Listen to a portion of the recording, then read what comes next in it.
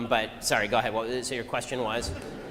My question is that they were enslaved and they're still. Yes, of course.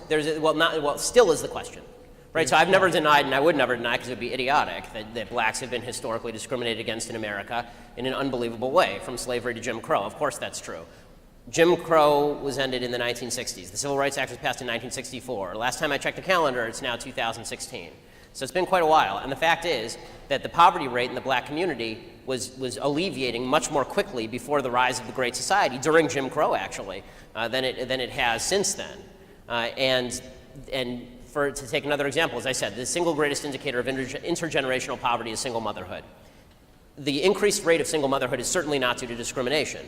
And the proof of that is that during Jim Crow, the actual single motherhood rate in the black community was 20%. Today it's in excess of 70%. What happened? Are people more racist now than they were back in 1960? Of course not. So you have to look to other factors for why people are behaving the way they are.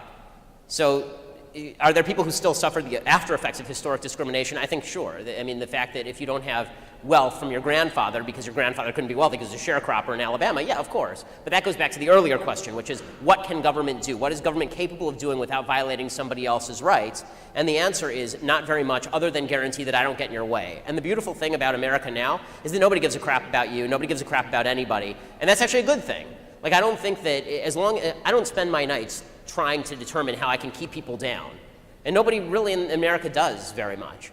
And because of that, as long as people are leaving you alone, in a free country, it's your obligation to make your way. Now, I think that there's a myth that goes around that people can make it from poverty to extreme wealth in a generation. That happens, it does. And the fact is that according to the statistics, if you're in the bottom 20% of income earners, 95% of the people in the bottom 20% of income earners will be outside the bottom 20% of income earners within 15 years, according to the IRS statistics.